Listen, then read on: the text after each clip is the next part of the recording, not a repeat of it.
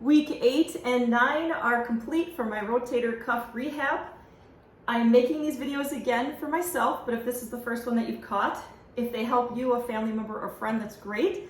But I'm documenting my journey of 52 weeks to fully recover from this rotator cuff surgery that I had. It's on my left arm. In the description below, I've listed what I had done, which was pretty intensive. So there's 4 things again I want to go over with this video. This should be a shorter video though. How are my scars doing? Kind of where am I at with my PT or my physical therapy and my range of motion and strength. Driving is a new one I want to talk about in this video, kind of where I'm at with driving. And then last but not least, some advice when you go out in public that I've kind of learned the hard way.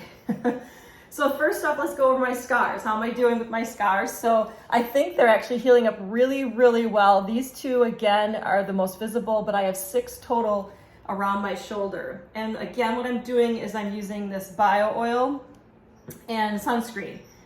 And that seems to be working pretty well. They're healing really nicely. I just have those 2 that are fairly visible, but the other 4, I can really tell where they are.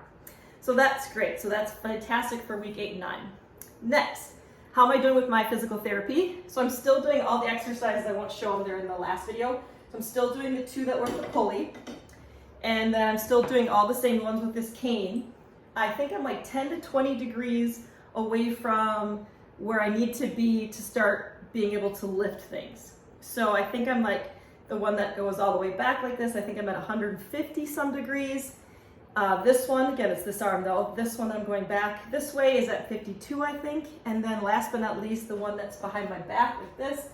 This one, I think I'm at like 40 something, maybe or more. And then this one we don't really measure because it's hard to measure, but I am farther with that one also.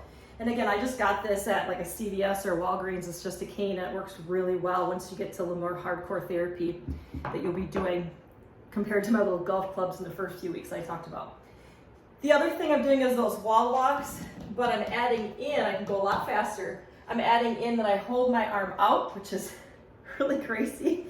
This left arm, that I can actually hold it there. Or I can even move it and hold it at an angle, which is a much harder position to hold it at.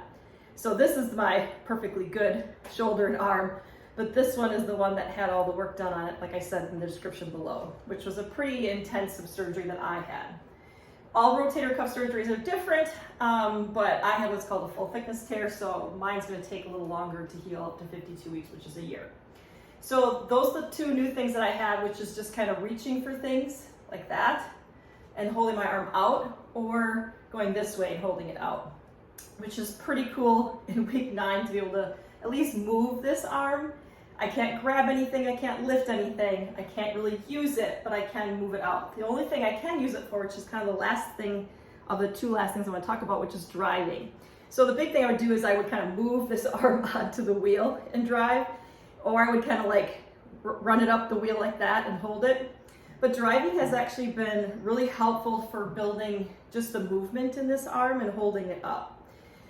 I did drive like 2.5 hours one way and 2.5 hours back. That was tough. The next day I was super sore just from the moving and the bouncing and keeping your arm at that angle. So I guess I would be aware of how far you drive it this week if you've had a surgery similar to mine. All right, last but not least, I learned this the hard way. I went out in public and it was not a busy place. It was just a store.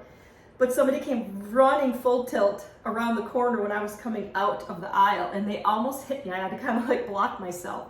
So I have gone back to wearing my sling out in public, even if it's not a busy place, just because of the work I had done, the cost of this surgery, and the time and energy. I don't want to have anything go wrong and have to start over again. So my advice is keep your sling in your car. That's what I do. And I kind of just put it on whenever. Where I was when that almost happened and this person wasn't trying to hit me, was just a very non-busy store. So my advice is be careful and maybe just put the sling on.